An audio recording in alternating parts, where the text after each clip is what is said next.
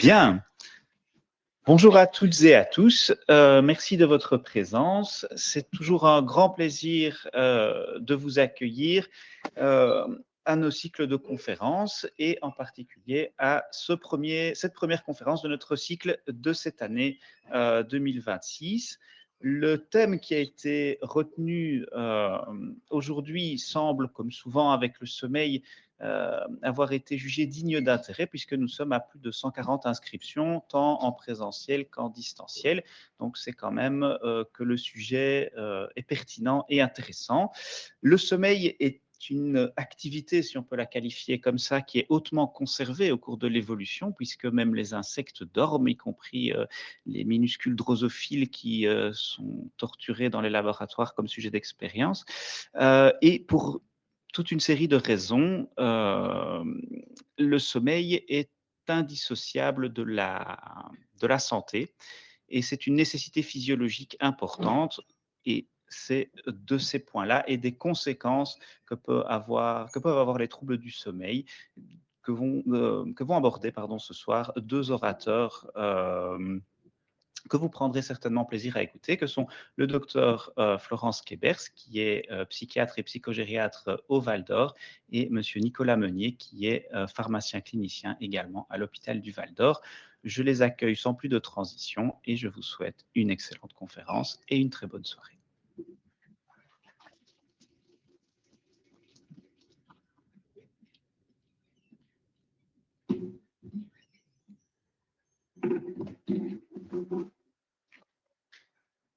Bonsoir.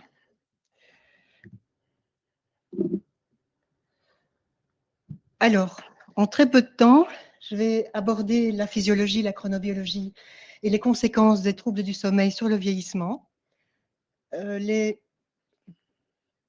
fausses et les vraies insomnies, définition, conséquences, traitement, et puis un petit mot sur les apnées du sommeil. Vu le peu de temps qui m'est accordé, je ne peux pas aborder tous les troubles du sommeil. L'humain fait partie des mammifères diurnes, contrairement à ce petit singe qui est un singe nocturne dont vous voyez la taille des yeux disproportionnée par rapport au nôtre. Lui, il est programmé au niveau biochimique et au niveau anatomique pour être actif la nuit. Nous, bien sûr, nous pouvons parvenir à travailler la nuit et à dormir la journée, mais ça reste quand même une tricherie par rapport à tout ce qui est programmé dans notre organisme. Ce qui détermine cela, c'est l'horloge circadienne, que l'on situe principalement au niveau des noyaux suprachiasmatiques et qui est sous l'influence de la glande pinéale. Elle est le synchroniseur principal, c'est la lumière. En moyenne, les adultes ont besoin de 8 heures de sommeil par nuit, mais il y a les petits et les grands dormeurs. C'est très important que chacun sache s'il a besoin plutôt de 5 heures ou de 10 heures pour être en forme.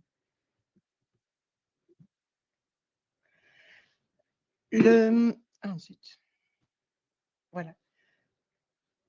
Schéma très compliqué juste pour montrer que de nombreux noyaux interviennent dans la régulation de l'éveil et du sommeil.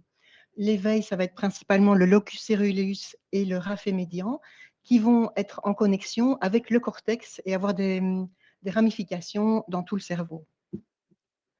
Au moment de l'endormissement, c'est principalement le noyau à VLPO qui va inhiber tous ces noyaux qui régulent l'éveil. Et le noyau à VLPO est connecté à la glande pinéale qui sécrète notamment la mélatonine. Quelles sont les fonctions du sommeil? Elles sont multiples. En résumé, on sait que le sommeil est très important pour la mémoire et pour la régulation des émotions. De nombreuses sécrétions hormonales sont régulées pendant le sommeil, notamment l'hormone de croissance, les hormones sexuelles, l'hormone qui détermine la sensation de satiété, l'immunité. Pendant le sommeil, il y a une inhibition du système sympathique, le système lié au stress et à l'éveil, et une activation du système parasympathique. C'est très important pour la régulation notamment de la tension artérielle. La réparation des cassures de l'ADN est plus efficace chez les bons dormeurs que chez les mauvais dormeurs. Et il y a aussi un phénomène de nettoyage cérébral par le système lymphatique. Je vais vous montrer. Alors, donc ça, c'est un petit film pour vous montrer Donc, je le mets sur pause. Ici, on a le liquide céphalorachidien qui est en général concentré autour des artères cérébrales.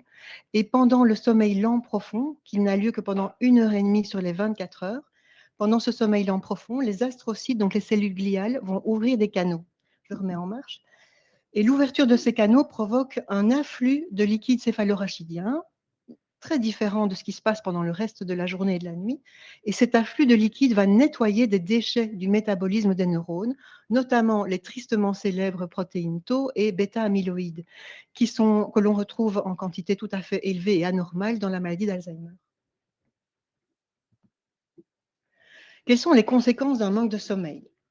On sait qu'un temps de sommeil trop court, répété par rapport aux besoins de l'individu, va augmenter la mortalité. Ça augmente la dépression. 25% des individus qui font des apnées du sommeil feront un état dépressif majeur et 40% des insomniaques également. Le manque de sommeil va augmenter les troubles sexuels, va augmenter la prise de poids. Chaque heure en moins par rapport à votre besoin va doubler votre risque d'obésité. Si vous dormez tous les jours 6 heures à la place de 8 heures, vous avez 4 fois plus de risque de devenir obèse. Le diabète de type 2 est augmenté de façon indépendante de l'augmentation du poids, les maladies coronariennes, les AVC, les arythmies cardiaques. Alors, manque de sommeil et prise de poids. En fait, si on diminue la durée du sommeil, on a un déséquilibre entre la sécrétion de la gréline qui est augmentée et qui va stimuler l'appétit, et on a une baisse de la sécrétion de la leptine qui, elle, donne une sensation de satiété.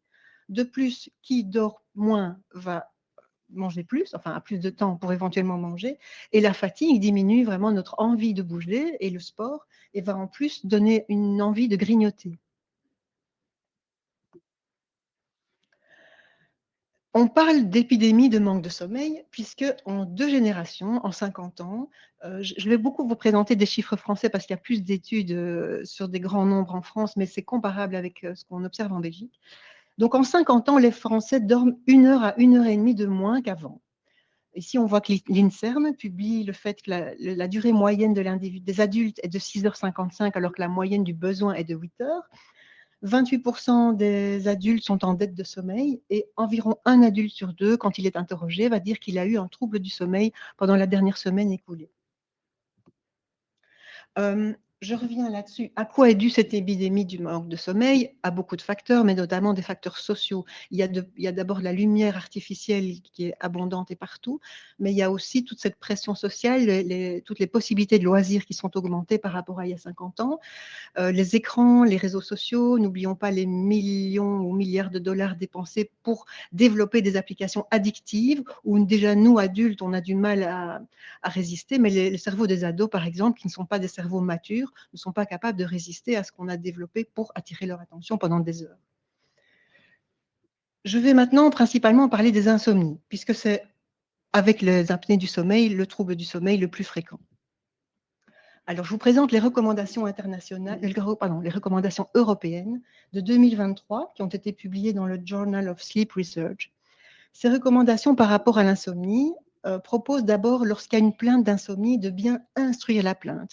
Nous devons, en tant que professionnels de santé, prendre le temps de poser des questions. Quand est-ce que ça a commencé? Qu'est-ce qu'il y a vraiment comme problème? À quelle heure prenez-vous votre antidépresseur? Enfin, ça, Nicolas va en parler. Quand vous avez un patient qui dit, voilà, moi j'ai des insomnies depuis le 29 juillet 2009. Ah, qu'est-ce qui s'est passé à ce moment-là? J'ai été braqué. Ah, est-ce que vous avez des cauchemars répétitifs? Enfin, on peut détecter par exemple un stress post-traumatique qui est différent de l'insomnie chronique et qui aura un traitement un petit peu différent. Après cet interrogatoire, ces interrogations, on va aborder les diagnostics différentiels. Personne ne va venir vous dire, docteur, j'ai un problème de retard de phase. Or, ça, c'est un problème chronobiologique, un problème de l'horloge circadienne qui est fréquent et qui ne va pas être traité de la même façon qu'une insomnie. On va vérifier s'il y a des substances, Nicolas va vous en parler. Donc, on essaye de détecter un autre type de sommeil. Il y a des petits questionnaires concernant l'insomnie qu'on peut trouver sur Internet. Je vais vous montrer un site très bien fait qui va vous fournir toute la documentation nécessaire. Si le diagnostic d'insomnie chronique est réalisé, les médecins généralistes peuvent tout à fait établir un diagnostic d'insomnie si elle est assez classique et si elle n'est pas associée à d'autres comorbidités. Le traitement de premier choix, je vais le répéter, c'est la thérapie spécifique des insomnies, la TCCI. C'est une thérapie qui existe depuis 20 ans, qui a montré ses preuves. Toutes les études dans le monde entier montrent que c'est le premier traitement à proposer aux individus qui souffrent d'insomnie. Je ne vais pas entrer dans les détails de comment ça fonctionne, mais c'est en général 4 à 6 séances. C'est rien du tout, c'est très court. Ce sont des séances en général d'1 heure, séparées de plusieurs semaines, chez un ou une psychologue spécialisée. Je vais vous donner des noms en fin d'exposé. Si cette thérapie spécifique des insomnies ne fonctionne pas, or, il y a un taux de réponse de 80%, c'est très élevé, c'est beaucoup mieux que les médicaments. Pour les individus, s'il faut, on peut ajouter la luminothérapie et l'exercice physique, je vais détailler ça. Et si vraiment, malgré tout ça, la personne ne dort toujours pas, continue à souffrir des insomnies, on peut éventuellement prescrire des médicaments, mais ne sont pas recommandés les antihistaminiques, les antipsychotiques, ni de première génération, ni de nouvelle génération, notamment à cause des problèmes de syndrome métabolique. Le Seroquel, la kétiapine, est beaucoup prescrite actuellement pour les troubles du sommeil. Il est vrai qu'elle est bien anxiolytique et que ça fonctionne parfois, mais il y a un gros risque d'augmenter, de provoquer un syndrome métabolique, et il y a aussi des malaises avec le Seroquel. Il faut d'abord, en tout cas, avant le Seroquel, il y a beaucoup d'autres choses à essayer. Donc, les médicaments actuels, ici, ils ne recommandent pas les plantes, je ne suis pas d'accord, je vais expliquer pourquoi. Et la mélatonine à libération immédiate qu'on nous a vendue, les spécialistes du sommeil, il y a 3 ans, n'arrêtaient pas de dire que c'était efficace pour s'endormir et que c'était comme un zolpidem. Et maintenant, on dit qu'il n'y a pas assez de niveau de preuve. Les médicaments recommandés actuellement en 2020, enfin ça c'était en 2023, mais c'est encore valable, c'est la mélatonine à libération prolongée, le circadin, surtout après 55 ans parce que la sécrétion de mélatonine est diminuée à cet âge-là. Mais elle a aussi une certaine efficacité avant 55 ans, encore plus chez les individus qui souffrent de TDAH et ceux qui sont dans le spectre autistique. Très bonne efficacité. Les antagonistes des récepteurs à l'orexine, ce n'est pas encore commercialisé en Belgique. On peut le commander en France, mais c'est assez nouveau. Moi, je pense qu'il vaut mieux attendre encore 1 an ou 2. Les benzodiazépines ne sont plus recommandées, en tout cas pas en usage long, éventuellement pour moins de 4 semaines. Mais chez un insomniaque chronique depuis quelques années, ce n'est pas en 4 semaines de sommeil, c'est vrai, amélioré, qu'on va le soigner. Je vais vous montrer. Si vraiment on prescrit une benzodiazépine, c'est très important d'écrire sur l'ordonnance et d'expliquer aux patients que c'est si besoin. Ce n'est pas systématiquement au coucher tous les jours. On essaye d'abord de s'endormir et puis si vraiment ça ne va pas, alors on peut le prendre. Et enfin, surtout, j'insiste là-dessus, les antidépresseurs sédatifs, je vais vous montrer. Alors, beaucoup de gens ont des troubles du sommeil qui ne sont pas des insomnies, qui sont par exemple dérangés par le bruit ou par la lumière. Pour le bruit, ça paraît bête, mais il y a maintenant de très bonnes boules qui en silicone ou en mousse. Des gens vont vous dire, je ne supporte pas les boules qui mais ils ont essayé celles en cire là, d'il y a 10-15 ans. Vous pouvez leur dire, si, maintenant, elles sont beaucoup plus agréables et c'est efficace. 35 décibels, ça permet de dormir avec un ronfleur, par exemple, de dormir beaucoup mieux. N'oubliez pas vraiment le fléau que représente le ronflement pour les apnées du sommeil, mais aussi pour le conjoint ou la conjointe. Il ne faut pas minimiser ça. Et donc, vraiment, les boules qui aisent et d'autres systèmes. La lumière, nous avons des sensibilités différentes, mais beaucoup d'individus vont être réveillés par la lumière d'une petite bougie à 1 mètre du lit. Et donc, si la chambre n'est pas bien isolée, ça vaut la peine d'investir dans des tentures opaques ou même dans des volets. Mais si ce n'est pas possible, il y a des masques qu'on pose sur les yeux et qui vont simplement réduire ce problème-là. Les paupières ne sont pas opaques. Et donc, même quand on a les yeux fermés, on sait quand il fait clair.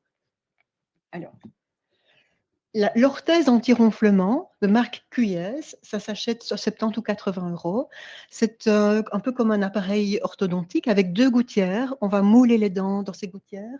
Il y a un petit élastique qui va tirer la mandibule inférieure vers l'avant, puisque le ronflement est souvent lié à une mandibule trop courte ou qui tombe en arrière. C'est assez efficace. Ça peut réduire un peu les apnées du sommeil, mais ça réduit aussi le bruit du ronflement et donc c'est efficace pour le conjoint ou la conjointe. Les ORL peuvent aussi faire des orthèses sur mesure, c'est plus cher et c'est mieux. Il existe, je ne le savais pas, des t-shirts et des sacs à dos anti-ronflement. En fait, c'est un dispositif qui va simplement avec un coussin dans le dos, que ça va empêcher le dormeur de rester sur le dos. Donc, pour les personnes qui ne ronflent que sur le dos, ben, ça paraît bête, vous riez, mais c'est efficace. Et ça coûte 50 €. Alors, Quels sont les critères d'insomnie chronique? Une difficulté d'endormissement et ou des éveils nocturnes et ou un réveil matinal précoce. 3 nuits par semaine, c'est pas une chanson, mais donc ça veut dire que vous n'avez pas besoin de très mal dormir toutes les nuits pour être dans les critères d'insomniaque.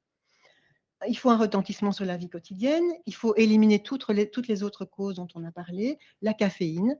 Alors attention, il y a des patients qui pensent prendre de la tisane pour bien dormir et c'est en fait un thé vert aromatisé. Donc ça goûte la fraise, mais en fait c'est plein de théine qui est la caféine en fait. La caféine a une demi-vie, je le répète souvent, c'est un peu mon dada, de 6 à 9 heures selon votre métabolisme. Donc un petit café bu à 18 heures, il a encore la moitié de son activité à 2 heures du matin. Nicolas Meunier nous a montré des études à propos des buveurs de café qui sous-estiment toujours l'impact de leur consommation de café. Ils disent que ça ne les empêche pas vraiment de dormir. Quand on arrive à les convaincre d'arrêter le café pendant 10 jours, on voit qu'ils dorment parfois jusqu'à 1 heure de plus par nuit. Donc vraiment, ne pas négliger le café et respectons la règle de nos grands-mères qui dit qu'après 4 heures, on ne doit plus boire de thé ou de café. L'insomnie chronique, la vraie, elle concerne 10% des adultes et peut-être 20% des sujets âgés. Elle est encore plus fréquente chez les personnes âgées. L'insomnie est caractérisée par exemple par une modification du taux de cortisol. Vous voyez ici le taux de cortisol, normalement, il descend pendant la nuit et puis il va remonter juste avant l'éveil. Eh bien, chez les insomniaques, il reste élevé pendant la nuit. Donc, ce n'est pas juste psychologique, il y a vraiment un dérèglement de plusieurs systèmes dans l'insomnie chronique. À propos de cortisol, ce n'est pas tellement se coucher à la même heure qui est important, mais c'est se lever à la même heure. Pour entretenir, pour prendre soin de notre horloge interne, c'est important de se lever à la même heure si on a des problèmes de sommeil.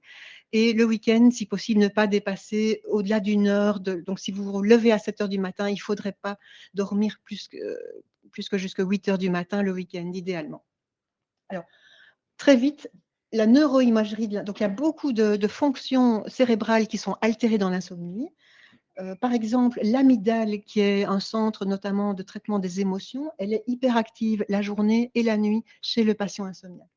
La bonne nouvelle, c'est que la thérapie des insomnies dont je vous parlais, 3 à 6 séances, eh bien, elle régule après quelques mois cette hyperactivité dans l'amygdale. Ah ben ça va. Voici le réseau Morphée. C'est un site internet qui a été établi c'est une association de spécialistes du sommeil en France. Le conseil d'administration est composé principalement de médecins spécialistes du sommeil. Je vous recommande. Ce réseau Morphée, c'est vraiment très bien fait. C'est plein d'informations pour les professionnels et pour les patients. Vous trouverez dans cette rubrique le sommeil et ses troubles, par exemple. Ici, la brochure Insomnie 2026. J'en ai imprimé des exemplaires, mais ils sont dans le secrétariat. Vous aurez, si ça vous intéresse, un exemplaire aujourd'hui. Vous pouvez le recommander à vos patients qui dorment mal. C'est toutes les recommandations d'hygiène de sommeil qui sont actuellement validées par les études scientifiques. Il y a aussi des petites vidéos sur le sommeil des ados. Il y a des questionnaires qui vous permettent, si vous avez un trouble de sommeil, de déjà un peu voir de quoi il s'agit. Également, pour les professionnels, c'est dans les ressources ici, c'est là qu'on trouvera l'agenda de sommeil qui est très utile si vous avez envie de travailler la question du sommeil avec vos patients. Voici les 10 recommandations qu'on répète actuellement pour bien dormir. Ça paraît un peu bateau et pourtant, c'est ça que j'ai essayé de vous montrer, c'est qu'il y a vraiment des phénomènes hormonaux, physiologiques, biochimiques là derrière. Se rappeler que dès le moment du lever, on prépare déjà la qualité du sommeil. Par exemple, en se levant tous les jours plus ou moins à la même heure. Il est très important donc de respecter les besoins de sommeil. D'abord connaître vos besoins et puis les respecter. L'exposition à la lumière pendant la journée, mais surtout le matin, c'est le facteur vraiment le plus efficace. Par exemple, aller travailler à vélo ou à pied le matin, à la fois vous avez l'exercice physique qui va aussi aider à l'endormissement et l'exposition à la lumière. Je vais parler aussi de la luminothérapie. Pratiquer une activité physique régulière, c'est indispensable. C'est une des raisons pourquoi beaucoup de personnes âgées dorment mal, c'est parce qu'ils ne bougent plus assez. Attention, pas faire du sport, si vous avez des problèmes de sommeil, il ne faut pas faire du sport après 20 heures parce que ça fait monter la température corporelle qui est un facteur plutôt d'éveil. Et donc, c'est très difficile, dans la plupart du temps, de s'endormir juste après du jogging ou une séance de sport. Modérer la consommation de stimulants, café, thé, coca et les boissons énergisantes. On n'en prend plus ici, mais après 14 heures. En tout cas, il faut arrêter après 16 heures. Le soir, il est conseillé de prendre un repas léger, si possible, pas trop de protéines. Quand on mange beaucoup de protéines le soir, ça donne l'impression, je veux dire, au cerveau et à l'intestin qu'on est plutôt en journée et le sommeil sera moins bon. Privilégier une activité calme le soir, on parle toujours on dit qu'il faut arrêter les écrans, mais c'est surtout le fait de se mettre dans un état d'esprit où on est plus relax et où on ralentit.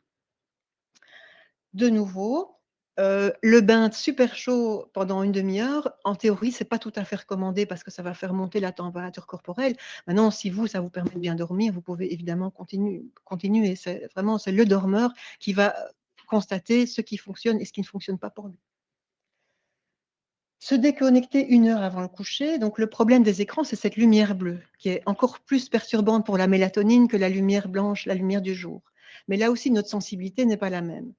Il y a des gens qui peuvent vraiment scroller sur leur téléphone jusqu'à 22h30 et s'endormir à 23h.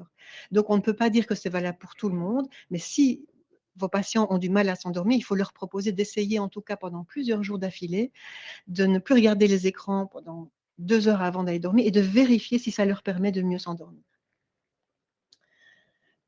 Toutes les études sur les troubles de sommeil montrent que plus le médecin traitant ou le psychiatre ou le somnologue, plus il va passer de temps à expliquer les choses à ses patients, plus ils vont adopter ces mesures-là et mieux ils vont dormir. Il y a vraiment une valeur ajoutée, une importance du temps, de l'explication.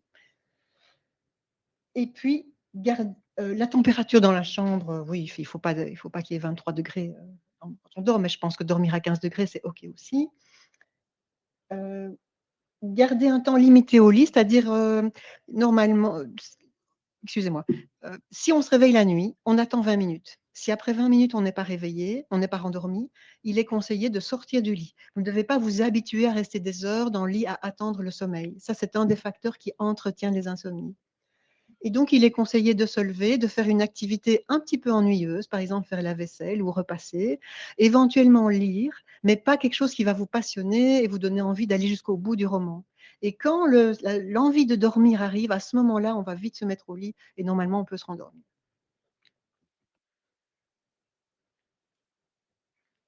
Alors, voilà un exemple d'agenda de sommeil.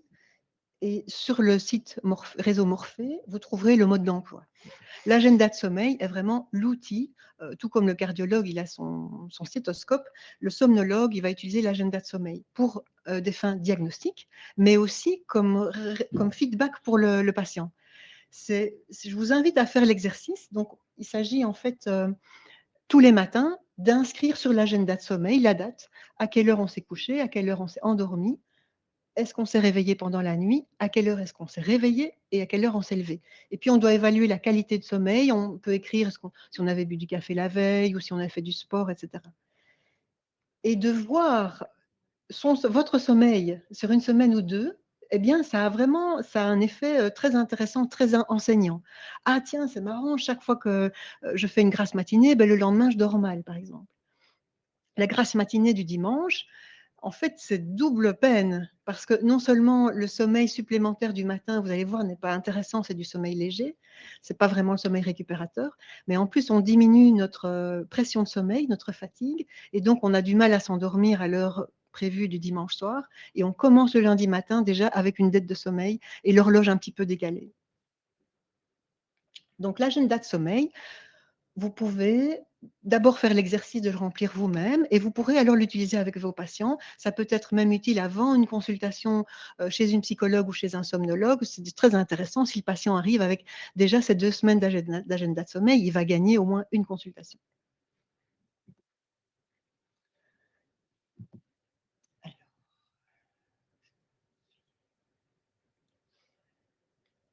Très je ne rentre pas dans les détails, mais ce qui est intéressant avec la thérapie spécifique des insomnies, c'est qu'après seulement 8 semaines, on voit que tous les stades de sommeil augmentent en fait. On récupère du sommeil lent profond et on récupère du sommeil paradoxal. L'IRM fonctionnel montre des problèmes au niveau de la fonction cérébrale chez les insomniaques, même en journée, qui seraient normalisés, enfin, en tout cas qui sont moins pathologiques après seulement 6 semaines de cette fameuse thérapie. La luminothérapie est efficace en réduisant le nombre de réveils pendant la nuit chez les personnes insomniaques. Alors, la luminothérapie, ça peut être aller au travail le matin à pied ou à vélo, donc simplement une demi-heure dehors, même s'il fait couvert, vous allez déjà avoir 10 000 lux dans les yeux et c'est suffisant. Sinon, on peut aussi, donc là, je vous montre les luminettes. Donc, c'est un dispositif qui permet de faire une séance de luminothérapie le matin, je vous montre. Hein. Donc, on peut les mettre au-dessus des lunettes et ça envoie une grosse quantité de lumière dans les yeux. Elle est programmée, donc elle va s'arrêter toute seule après une demi-heure ou 40 minutes en fonction de l'intensité lumineuse. Vous pouvez vous déplacer, vous pouvez cuisiner, manger, vous habiller avec ceci avant de partir travailler. Vraiment, c'est tout à fait, ça fonctionne. De nombreuses études montrent l'utilité. C'est utile pourquoi? Pour l'insomnie chronique. Je les enlève vite parce que sinon je vais dérégler complètement mon horloge puisque c'est le matin qu'il faut faire de la luminothérapie. Donc c'est utile pour l'insomnie chronique, mais aussi pour le trouble affectif saisonnier. Une personne, c'est 5% de la population a des problèmes d'humeur et de sommeil pendant l'hiver. C'est le traitement, c'est la luminette à partir du mois d'octobre. Et puis, c'est utile aussi pour les syndromes de décalage de phase, dont je vais un peu parler après. J'ai perdu mon nom. Donc, la luminothérapie. Dans un bureau bien éclairé, un peu plus qu'ici, on a 200 ou 400 lux. Dehors, par temps très couvert, on a quand même 10 000 lux. Et une séance de luminothérapie, c'est 10 000 lux aussi. En plein midi au soleil, vous avez 100 000 lux. Dans les hôpitaux et les maisons de repos, il faut vraiment, si on veut améliorer le sommeil des résidents, il faut mettre les patients, si possible, le plus près des fenêtres, ouvrir les tentures le matin. Le nombre de patients ici au Val d'Or qui sont un peu déprimés, qui ne sont pas bien ou qui ont des céphalées, qui gardent les tentures fermées, c'est catastrophique. Pour que le cerveau sache bien dormir, il doit aussi savoir quand c'est la journée. Et donc, allumer les lumières la journée, mais ça ne sera pas très efficace. Les personnes âgées peuvent faire de la luminothérapie. Par contre, ils vont moins bien supporter les luminettes par des problèmes, par exemple la cataracte. Voilà, ça peut rendre plus difficile à supporter cette grosse dose de lumière envoyée dans les yeux. Mais on peut aussi acheter une lampe à luminothérapie. Vous avez sûrement vu ça. Je pense que ça commence à 50 € chez Krefeld. Et donc, c'est une lampe qu'on pose sur une table et qu'on allume, qui va donner qui va vous exposer à la lumière. C'est plus compliqué que les luminettes parce que vous ne pouvez pas bouger. Il faut rester à moins d'1 mètre de la lampe. Ce que vous pouvez faire, c'est lire éventuellement devant la lampe. Donc, c'est moins chez les luminettes, c'est dans les 200 €. Il y a des promotions régulièrement. Si vous allez régulièrement sur le site, vous verrez des promos à moins 10, même à moins 20%. Et il y en a aussi d'occasion. Comparaison benzodiazépine ou la thérapie spécifique des insomnies pour l'insomnie. Donc, comparaison ici, c'est aux États-Unis, c'est, on va dire, l'équivalent du Loramet par rapport à la thérapie spécifique chez le psychologue. Bien sûr que le Loramet va agir plus vite et plus fort pendant les premières semaines, mais après 8 semaines, ben, on sait bien, il y a l'accoutumance. Donc, après 8 semaines, votre patient insomniaque, il va de nouveau moins bien dormir, il va être super déçu. Et par contre, il est devenu dépendant. Et donc, il ne peut pas arrêter sa benzodiazépine qui abîme son architecture de sommeil et qui réduit son sommeil lent profond. Par contre, la TCC des insomnies, la thérapie spécifique, elle va mettre un peu plus de temps pour démarrer, mais dès le début, on voit une amélioration. Donc ça encourage le patient. Et vous voyez que l'amélioration continue encore plus d'1 an après la thérapie des insomnies. Et c'est durable et c'est du vrai sommeil, comment dire, c'est du vrai sommeil dans toute sa complexité qui est restauré. Alors, les benzodiazépines, quels effets sur l'architecture du sommeil? Elle est modifiée. Vous voyez qu'il y a une augmentation. En fait, on fait dormir, c'est vrai que ça fait, il faut admettre que chez un insomniaque, dormir une nuit sous benzo, ça fait du bien, mais c'est du sommeil léger. Il y a une diminution du N3, il y a une diminution de ce fameux sommeil lent profond pendant lequel le cerveau notamment est nettoyé. Et la microarchitecture du sommeil est altérée. Les belles longues ondes lentes du sommeil profond sont interrompues par des petites ondes pointues, vraiment à cause des benzos. Donc, ça doit vraiment nous pousser à aider les patients à faire un sevrage de benzodiazépine. En gériatrie, évidemment, on le fait plutôt pour éviter les chutes, mais même chez les patients jeunes, il y a vraiment un intérêt de santé publique. Les contre-indications des benzos, vous les connaissez, mais je rappelle que le syndrome des apnées du sommeil non appareillé, s'il est d'intensité moyenne à sévère, c'est une contre-indication au benzo. On va aggraver les apnées, puisque un verre de vin ou un quart de l'oramètre va doubler le nombre d'apnées du sommeil. Alors, une des alternatives au benzo, c'est vraiment les antidépresseurs sédatifs. Vous connaissez tous la trazodone. Elle n'est pas dans le tableau parce que c'est français et qu'en France, ils n'ont pas la trazodone. La trazodone est un très bon traitement chez les patients de moins de 70 ans qui respecte a priori l'architecture du sommeil et qui a assez peu d'effets secondaires à la dose de 1 quart ou 1,5 comprimé. Les autres que je vais vous proposer, c'est la doxépine et la mirtazapine. Donc la trazodone n'est plus un premier choix après 70 ans chez un patient qui n'en a jamais pris parce qu'il y a des effets anticholinergiques qui risquent de provoquer de la confusion. Donc les recommandations actuellement, c'est plutôt la mirtazapine ou la doxépine. Alors, je viens d'abord au circadin. Il faut un ou parfois deux comprimés. Un comprimé de circadin, c'est 1 euro. C'est ça son plus gros défaut, c'est son prix. Le circadin, c'est donc de la mélatonine prolongée qui va être libérée pendant toute la nuit et qui va favoriser en fait les rendormissements quand on se réveille. Les antidépresseurs sédatifs à faible dose, la trazodone, 1 quart ou 1,5 comprimé normalement suffisent. La doxépine n'est plus commercialisée en Belgique malheureusement, mais on peut la commander en France. Ça s'appelle le Kitaxon, c'est des comprimés de 10 mg. C'est un antidépresseur tétracyclique, ce n'est pas vraiment un tricyclique contrairement à ce qu'on dit. Pour la dépression, on prescrivait 100 à 150 mg par jour. Ici, on va donner 3 mg. Donc, on n'est pas du tout dans le domaine de l'activité des tricycliques et il n'y a pas d'effet secondaire de 3 mg de doxépine, même chez une personne âgée. Par contre, il ne va pas chaque fois fonctionner. Ça fonctionne, selon mon expérience, chez une personne sur deux, mais ça fait quand même une personne sur deux, jeune adulte ou personne âgée, qui peut vraiment mieux dormir sans effet secondaire, sans accoutumance, sans dépendance. Et la doxépine ne va pas diminuer le sommeil lent profond. Il faut prescrire une magistrale de 3 mg et donc il faut le commander en France par la pharmacie tout en remplissant, il y a un formulaire spécial que vous pouvez trouver sur Internet pour justifier l'importation d'un médicament. La mirtazapine 15 mg, un quart de comprimé suffit parfois pour donner une nuit merveilleuse à certains patients. On a régulièrement des patients qui nous disent « Docteur, je n'ai jamais dormi aussi bien que cette nuit ». Ce n'est pas chaque fois. À cette dose-là, il n'y a pas tellement d'effet antidépresseur, mais c'est plutôt un effet apparemment sur les récepteurs à histamine. Attention, donc la mirtazapine va vraiment soulager un certain nombre de patients, surtout ceux qui sont anxieux et qui ont perdu l'appétit. Après un seul quart de comprimé de mirtazapine, je vois ma collègue qui acquiesce, on a certains patients qui non seulement ont bien dormi, mais qui mangent 2 tartines alors qu'ils ne mangeaient pas le matin les jours avant. Mais ça peut aussi provoquer de la confusion. Donc, si vous le prescrivez chez un patient âgé, il faut prévenir que chez certaines personnes, à peu près 1 sur 5 ou 1 sur 10, la mirtazapine va être mal tolérée, le patient soit va être confus la nuit, soit se réveiller très vaseux avec la grosse tête et va dire non, non, ce médicament-là, ce n'est pas pour moi. On arrête tout de suite, évidemment. La mirtazapine a un effet stimulant sur l'appétit et va rendre le plaisir de manger. C'est très utile en gériatrie, mais pour des patients plus jeunes qui ne veulent pas, qui ne doivent pas prendre du poids, on l'évite. La valériane, contrairement aux recommandations européennes, mais ça date de 2023, on a maintenant quelques études scientifiques en double aveugle avec placebo qui montrent un effet faible, d'accord, mais il y a un effet sédatif de la valériane par rapport au placebo à une dose de 1000 mg, donc c'est quand même 2 comprimés de ces distress sleep. Alors, il y a aussi l'effet placebo, mais c'est magique, enfin, c'est très bien. L'effet placebo, ça marche et en plus, il n'y a pas d'effet secondaire.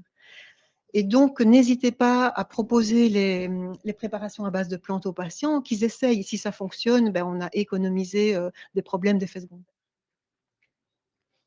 Le Kivivik daridorexant, 50 mg, il n'est pas encore commercialisé en Belgique, mais il existe en France. On peut le commander en France.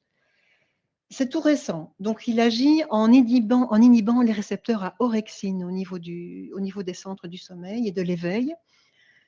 Ce que le professeur chez qui j'ai suivi des cours l'année passée, il l'a déjà beaucoup prescrit.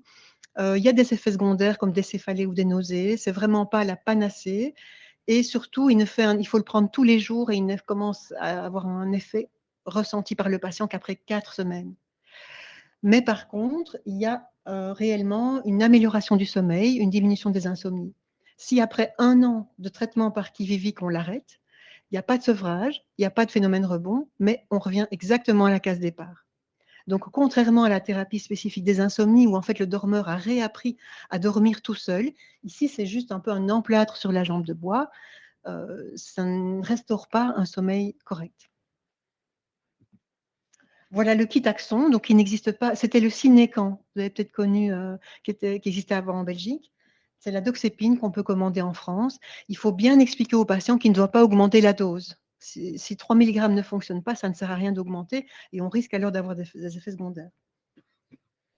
Voilà ce Kivivic qui va certainement arriver en Belgique. Moi, je conseille d'attendre encore 1 an ou 2 de recul pour voir si vraiment il n'y a pas d'effets secondaires qui n'ont pas encore été détectés.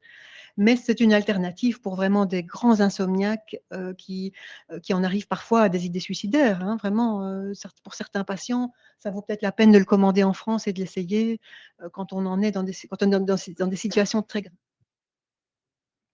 Alors, la thérapie spécifique des insomnies, je ne la pratique pas, je n'ai pas la formation. Je peux vous recommander par exemple Madame Laetitia Baudot, qui est psychologue à la Citadelle dans le service du sommeil. Également Madame Isabelle Mayers, qui est psychologue en ville à Liège et qui peut recevoir les patients pour ce type de thérapie. Je ne les connais pas et elles ont beaucoup de travail, hein, je vous assure que. Alors, comme médecin somnologue, vous savez bien que les centres du sommeil sont saturés. Il y a 6 mois à 9 mois de délai avant d'avoir un rendez-vous pour un enregistrement en polysomnographie. Mais il y a par exemple le docteur Faniel et le docteur Alain Lacroix qui sont des neurologues somnologues qui ont des cabinets à Esneux et à Liège. Et là, les délais sont quand même plus courts que 6 à 9 mois. Alors, vous savez que la Belgique est numéro 1 en consommation de benzodiazépines en Europe. C'est tellement grave que l'INAMI a décidé de dépenser de l'argent pour aider nos patients à arrêter leur benzodiazépine. Ce programme existe depuis quelques années. C'est une collaboration entre le médecin traitant, généraliste ou psychiatre ou gériatre ou neurologue, le pharmacien et le patient. Il y a un document que vous pourrez trouver sur le site INAMI ou sur d'autres sites qu'il faut compléter. Et en fait, ce qui est gratuit, c'est le temps que le pharmacien va passer à discuter avec le patient. Et c'est aussi la préparation magistrale de gélules avec une diminution progressive. Donc, ce que l'INAMI rembourse, c'est en fait de préparer, par exemple, 25 gélules à 1,8 mg de l'ormétazépam, et puis on va passer à 1,6, 1,4, donc il y a différents paliers. Ce sevrage va durer entre 3 mois et 1 an. Il est prévu aussi de pouvoir s'arrêter. Si le patient vous dit ça devient difficile, je sens que je suis un petit peu en manque, on arrête la diminution et on prolonge et le pharmacien va refaire une préparation magistrale avec la même dose, on ne diminue pas, on stagne et puis quand le patient se sent prêt, on recommence la diminution. Ça fonctionne. De nouveau, tout dépend du temps que le médecin va prendre pour expliquer l'intérêt aux patients. Voilà, les patients, eux, ils ne vont pas aller sur le site INAMI. Par exemple, vous avez ici le site pharmacie.be où on explique cette possibilité de sevrage avec l'aide du généraliste et du pharmacien. Alors, je n'ai pas le temps pour parler beaucoup des apnées du sommeil. Je pense que le sujet est en général mieux connu. Par contre, je voulais juste vous dire que la CPAP a évolué. Donc, on sait qu'il y a 30% des patients qui ont besoin d'une CPAP qui abandonnent. Si vous avez un patient apnéique connu qui a abandonné la CPAP il y a 10 ans, ça vaut la peine de lui dire oui, mais maintenant ça a évolué. Regardez, l'appareil, il est vraiment plus petit qu'avant. La machine fait beaucoup moins de bruit, j'insiste. Et le masque, chez un certain nombre de patients, maintenant, on ne met plus qu'un masque sur le nez. C'est beaucoup moins dérangeant que le masque sur la bouche. Donc, ça vaut la peine de réessayer.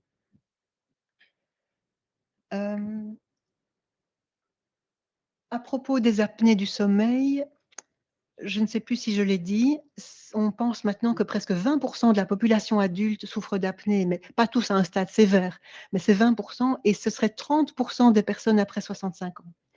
Hommes et femmes à égalité après 65 ans. Attention qu'un patient sur 10 qui fait des apnées ne ronfle pas. Donc, ce n'est pas parce qu'on ne ronfle pas qu'on ne fait pas des apnées. Et 75% des patients qui ont des apnées l'ignorent. Donc là, il y a vraiment, contrairement à l'insomnie, où tous les gens qui ont des insomnies le savent, mais par contre, les patients qui ont des apnées, souvent ne le savent pas. Ils peuvent se présenter à la consultation avec une dépression résistante, Voilà, ne pas dormir.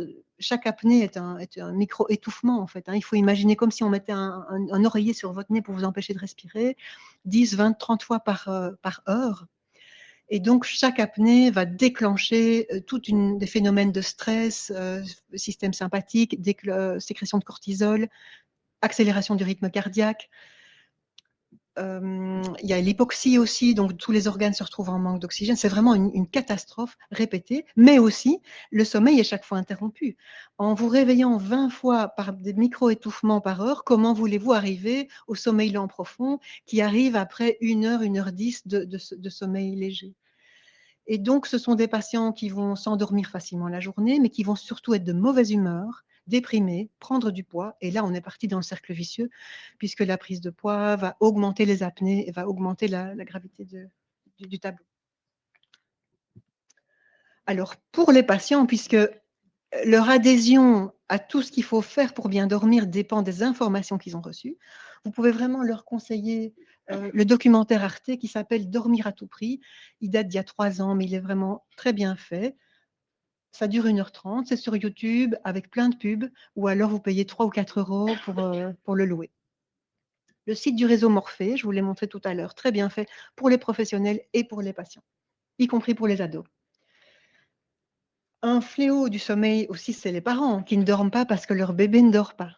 Je ne sais pas si vous connaissez ce site fedodo.fr. C'est génial. Ce sont des spécialistes du sommeil qui ont mis à disposition des parents, des enfants de 0 à 4 ans, une équipe de spécialistes qui, donc d'abord, sur ce site, il y a des tas de documents, il y a des informations, il y a des conseils.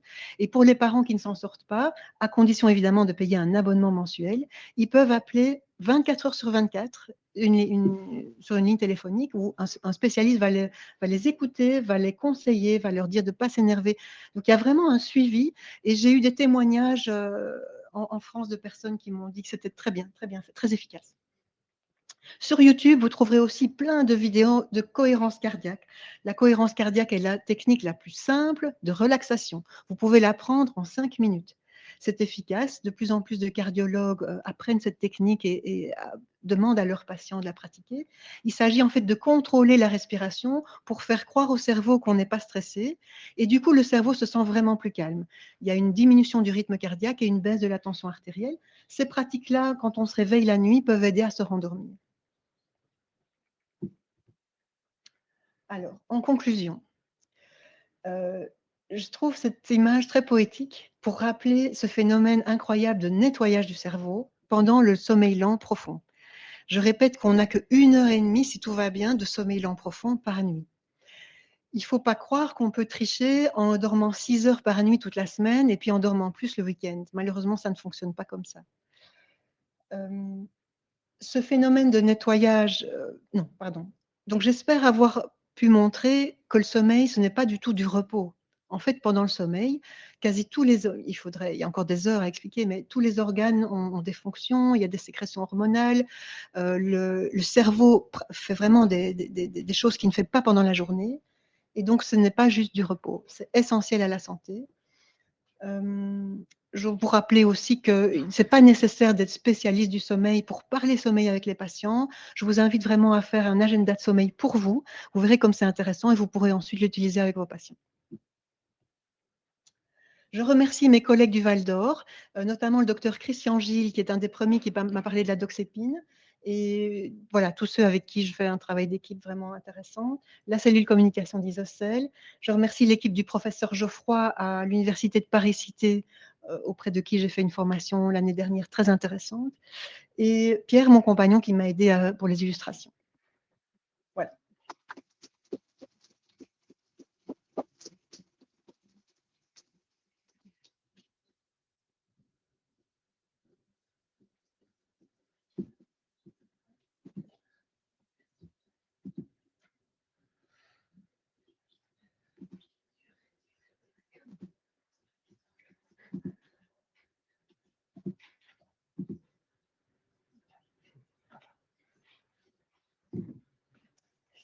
Donc voilà, bonjour à tous. Donc je vais enchaîner avec les insomnies iatrogènes. Donc les insomnies qui sont secondaires aux médicaments.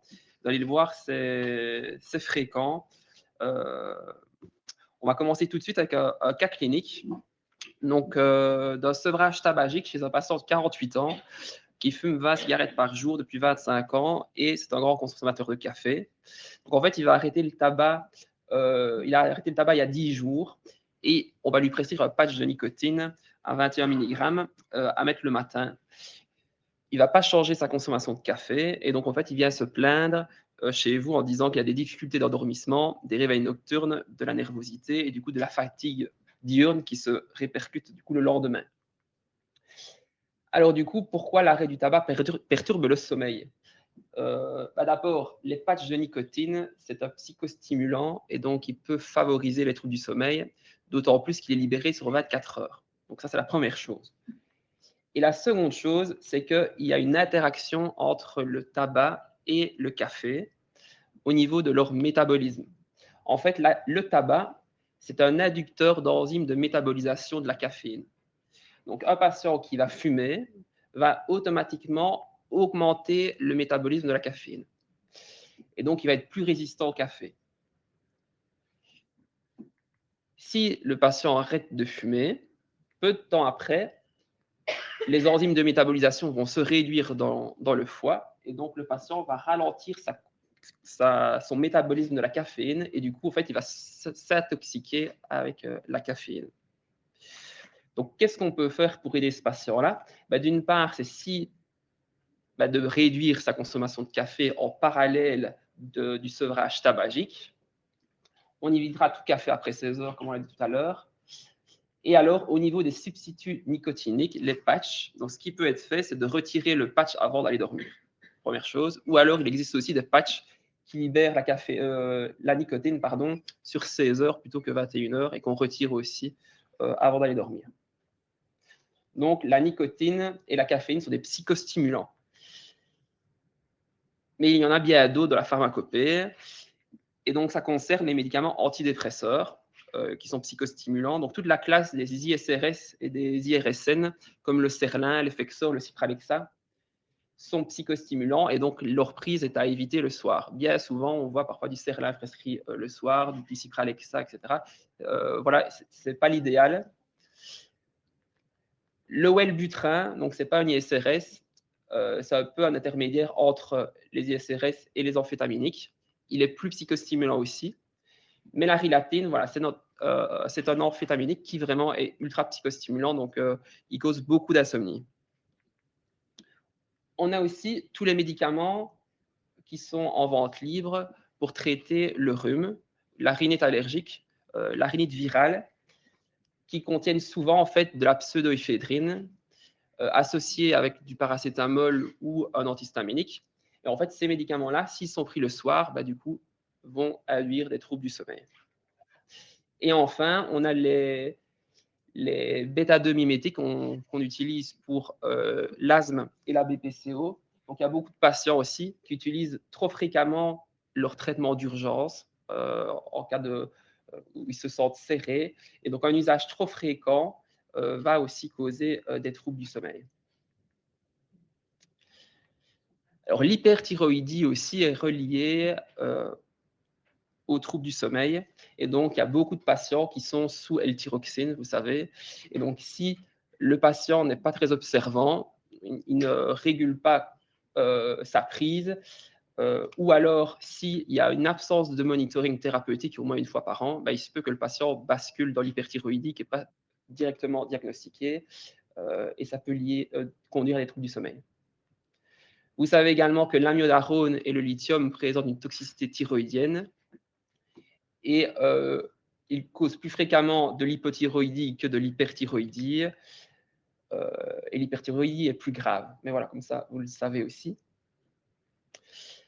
Alors, la nicturie est aussi une des causes fréquentes d'insomnie. Et donc, il y a plusieurs classes de médicaments qui favorisent le fait d'aller uriner la nuit. Donc, d'une part, en fait, on a tous les médicaments qui favorisent la rétention hydrosodée, qui sont les corticoïdes, en particulier la fludrocortisone par son activité minéralocorticoïde, les anti-inflammatoires en chronique, la prégabaline et les médicaments effervescents. Tous ces médicaments-là favorisent l'œdème des membres inférieurs. tout comme les médicaments qui sont vasodilatateurs périphériques, tout ce qui est antagoniste calcique, les alpha-bloquants, pardon, les dérivés nitrés. Et en fait, quand le patient a l'œdème, s'il n'est pas traité, le patient va se coucher, il va avoir une résorption nocturne de l'œdème, ça va favoriser l'anicturie, donc potentiellement accentuer une insomnie. Si le patient reçoit du diurétique, automatiquement, on va augmenter la polyurie et ça augmente aussi l'anicturie chez ces patients. Les diurétiques favorisent aussi une xérostomie, donc certains patients qui vont avoir une bouche très sèche et donc ils vont avoir tendance à vouloir boire, même pendant parfois la nuit, pour s'hydrater. Et automatiquement, ça va aggraver la polyurie, la nicturie. Pensez également aussi aux médicaments anticholinergiques qui favorisent aussi la sécheresse de bouche et qui, secondairement, le patient va vouloir s'hydrater la nuit et donc va augmenter sa nicturie. Chez les patients diabétiques, on a les corticoïdes qui peuvent déséquilibrer diabète et donc augmenter la glucosurie qui augmente secondairement la nicturie. La nouvelle classe des antidiabétiques, les inhibiteurs du SGLT2, Forxiga, Jardiance, favorisent la glycosurie, c'est leur mécanisme d'action et donc directement influence la nicturie. Plus anecdotique, le lithium, ça donne diabète acididonéphhrogénique. Mais tout ça pour dire que la nicturie, tous ces médicaments-là, peuvent conduire à de l'insomnie via la nicturie et on peut prescrire en cascade des somnifères et donc on se retrouve potentiellement dans des problèmes de cascade médicamenteuse. Alors les douleurs. Donc les douleurs sont aussi une cause fréquente d'insomnie. Et donc il est très important de pouvoir faire un diagnostic de la douleur et de la traiter adéquatement. Je m'explique. Il y a des douleurs neuropathiques, inflammatoires, cancéreuses, ostéo-articulaires qui ne se traitent pas de la même façon. Les douleurs neuropathiques, c'est celles qui causent le plus de troubles du sommeil parce qu'elles se réveillent principalement la nuit. Il y a de l'allodynie parfois associée. Le traitement de fond, c'est plutôt en antiépileptique. Les douleurs inflammatoires, elles se présentent avec des pics nocturnes. Et donc, parfois, si un patient a une polyarthrite rhumatoïde, une spondyloarthrite, on mettra peut-être un traitement de fond plutôt que des autres antalgiques. Alors, vous savez aussi que les opiacés, ce n'est pas une première ligne en cas de douleur chronique, parce qu'il y a tous les soucis des opiacés, mais ils sont tolérés en cas de douleur cancéreuse. Voilà. Donc, c'est important, en cas d'insomnie liée à une douleur, de faire le diagnostic correct de la douleur et la traiter adéquatement. Mais alors, il y a d'autres pathologies douloureuses qui peuvent apparaître aussi pendant la nuit. Et donc là, c'est le problème des crampes musculaires, vous le savez. Et donc, il y a des médicaments qui sont toxiques pour les muscles, et c'est les statines. Donc, ça, c'est fréquent. Donc, j'en ai encore vu justement un patient ce matin qui m'expliquait que chaque nuit, il a des crampes musculaires sous Zocor 40 mg. Et c'était justement un médicament prescrit pour une prévention primaire. Il avait 82 ans, le patient, donc le médicament a été suspendu. Tous les troubles électrolytiques favorisent aussi des crampes musculaires. Donc une hypokaliémie, une hypomagnésémie. Et donc ça, c'est souvent relié à un usage chronique de plusieurs classes de médicaments, entre autres les diurétiques, les IPP, qui sont prescrits bien trop souvent pendant trop longtemps, les laxatifs irritants et les corticoïdes. Le reflux est aussi une cause d'insomnie. Et les médicaments peuvent être responsables du reflux par 3 mécanismes d'action différents. D'abord, c'est un peu moins connu ici, c'est les médicaments qui baissent le tonus du sphincter œsophagien inférieur. Et donc, favorisent le pyrosis. Et là, c'est tous les médicaments anticholinergiques de nouveau, les dérivés nitrés pour les pathologies cardiaques, les antagonistes calciques, donc qui sont fréquemment prescrits également, l'Amlor, le Zanidip, l'alpha-bloquant, entre autres l'itrin, la progestérone, donc c'est comme traitement hormonal de substitution, qui peut donner du coup du pyrosis, mais aussi de la fatigue, un peu de la sédation, les patchs de nicotine. On a tous les irritants œsogastriques que vous connaissez, les anti-inflammatoires, les biphosphonates, l'aspirine, le fer, le potassium et les tétracyclines. Donc, on oublie souvent le KCL, Ultra-K. C'est quand même très toxique pour l'estomac. Hein. Donc, on peut avoir des ulcères là-dessus. Hein. Donc, si le patient a fait un ulcère il n'y a pas longtemps, c'est peut-être pas l'idéal. Et alors, le ralentissement de la vidange gastrique. ce sont les analogues du GLP-1, c'est leur mécanisme d'action, c'est l'Ozempic qu'on entend beaucoup parler pour le moment. Et c'est leur mode d'action, c'est le ralentissement de la vidange gastrique qui fait que le patient va avoir un effet de satiété rapidement et du coup va avoir des nausées s'il mange un peu de trop. Et ça, du coup, favorise aussi le reflux, tout ce qui est anticholinergique et les opiacés. Alors, la dyspnée et l'orthopnée, donc les troubles respiratoires. Donc, en général, l'orthopnée, donc le fait d'avoir une dyspnée en position couchée, ben, c'est souvent lié à deux grandes pathologies qui sont l'insuffisance cardiaque et les troubles de asthme et BPCO. Donc, la première chose à faire, c'est si le patient présente ces symptômes-là, ben, c'est d'intensifier le traitement de ces deux pathologies. Et enfin, ben, essayer d'écarter les médicaments qui sont dépresseurs respiratoires. Donc, les plus connus, bah, ce sont les benzodiazépines et les opiacés. Après, on a le Brilique, qui est moins prescrit, hein, c'est plus après un infarctus, on a sédaté le patient. Donc là, en fait, c'est très fréquent, hein, les dyspnées sous Brilique. La gabapentin et la prégabaline, et le Zyprexa, entre autres, c'est un antipsychotique qui favorise fortement la prise de poids. Et donc, cette prise de poids-là aussi va accentuer la dyspnée, l'orthopnée via syndrome restrictif. Et on a également les bêta-bloquants non cardiosélectifs, comme le propranolol, qui peut causer un bronchospasme en cas d'asthme de BPCO. Et alors, les collyres à base de timolol, qui sont non cardiosélectifs également, peuvent déclencher un bronchospasme. J'en ai déjà eu 2 ici au Val d'Or.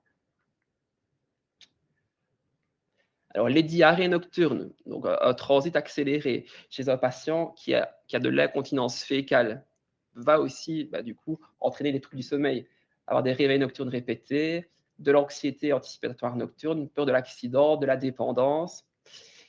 Et donc, c'est particulièrement le cas chez les patients cirrhotiques, qui vont recevoir du bifitéral, parce que le but, c'est d'augmenter la fréquence des selles pour diminuer le taux d'ammoniac. Voilà, parfois on se retrouve avec des problèmes d'insomnie liés à ce médicament.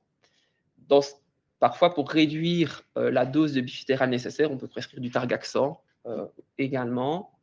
La metformine, très fréquemment prescrite. Les suppléments de magnésium, on l'oublie, mais ça donne beaucoup de diarrhée aussi. Et alors, de façon plus anecdotique, je vais dire, c'est les cytotoxiques, l'immunothérapie, ça donne des entérocolites.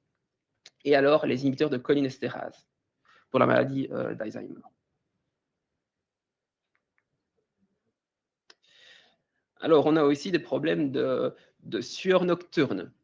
Donc, les sueurs nocturnes peuvent vraiment entraver le sommeil également, et c'est chez les patients qui sont polymédiqués. On a de nouveau les médicaments qui sont cholinergiques, les inhibiteurs de cholinestérase. Et alors ici, je vais m'attarder un petit peu sur le syndrome sérotoninergique léger. Donc, en fait, le syndrome sérotoninergique, on a vraiment une image d'un syndrome très grave, très rare, qui amène une hospitalisation. Mais ce n'est pas vraiment le cas. C'est juste le résultat d'une exposition trop importante de sérotonine dans le corps. Et ça peut simplement se manifester par des petits symptômes comme justement une sudation, une tachycardie, une petite diarrhée, sans devoir passer par un tableau clinique plus grave. Donc, le fait d'associer parfois juste un antidépresseur avec du tramadol, qui, je le rappelle, a un effet aussi inhibiteur de recapture de la sérotonine, peut amener à un syndrome sérotoninergique léger.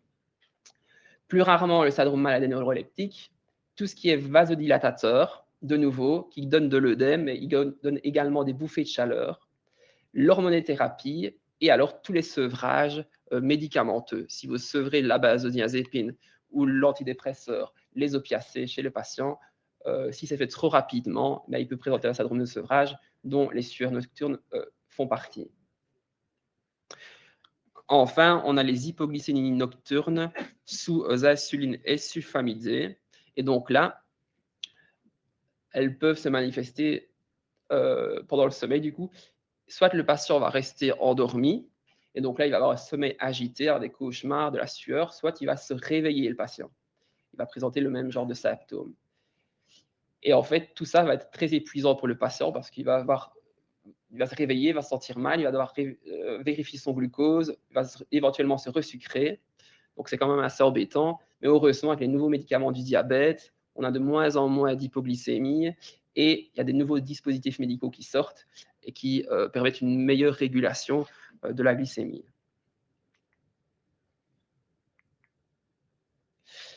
Alors, on arrive sur les parasomnies. Donc, les parasomnies, qu'est-ce que c'est?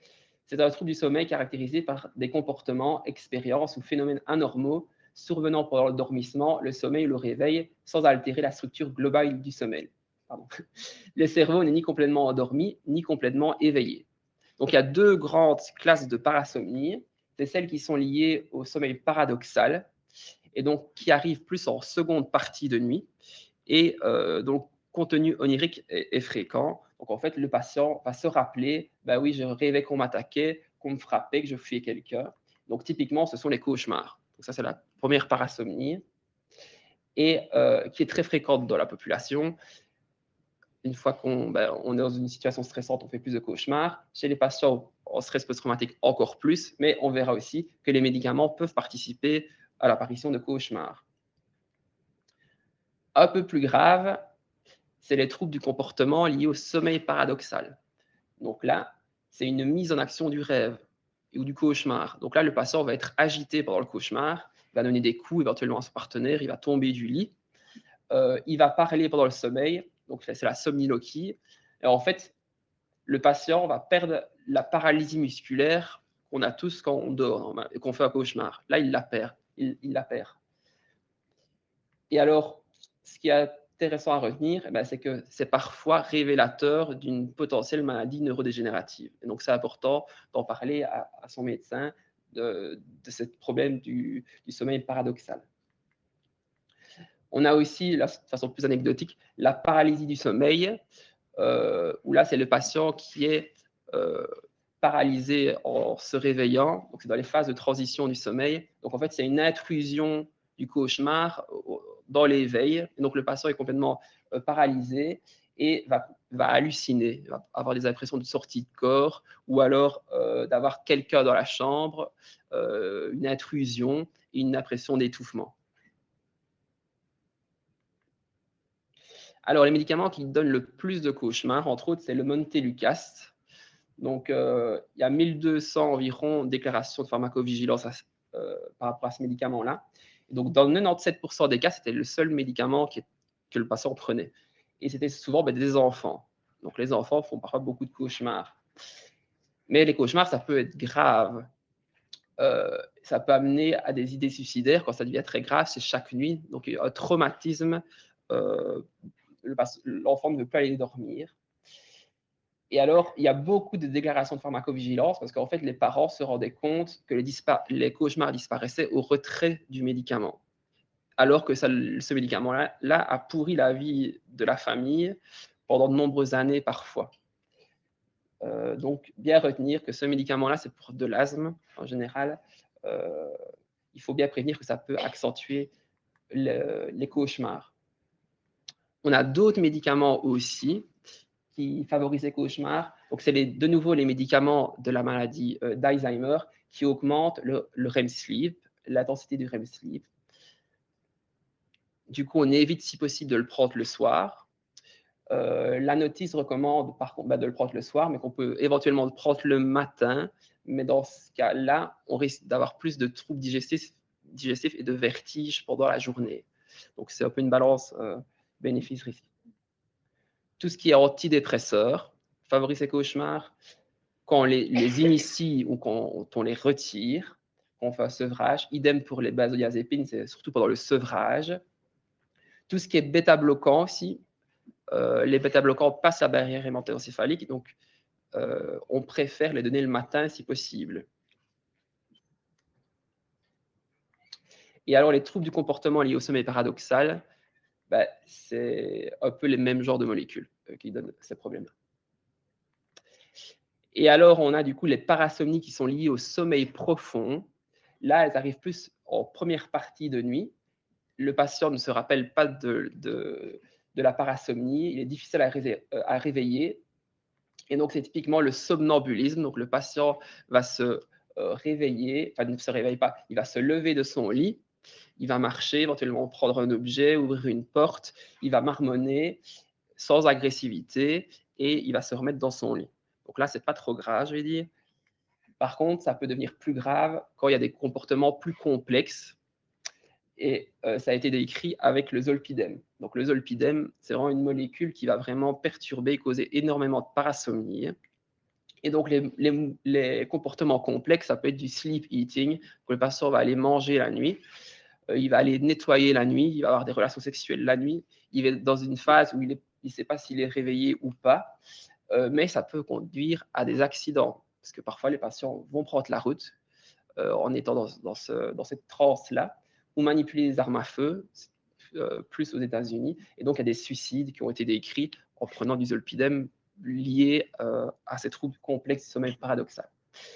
Et ce qui peut illustrer aussi le cas du zolpidem, c'est que parfois on l'utilise aussi pour réveiller des patients qui sont en coma. Je pense que ça c'est étudié aussi. Il y a une particularité de cette molécule-là sur la conscience. On a parlé aussi de la confusion nocturne qui est très fréquente en gériatrie. Vu la polymédication et la sensibilité de ces patients aux effets indésirables. Donc, il peut mener à l'agitation nocturne, des hallucinations, des chutes et accidents pendant la nuit, passés à l'hôpital, entre autres.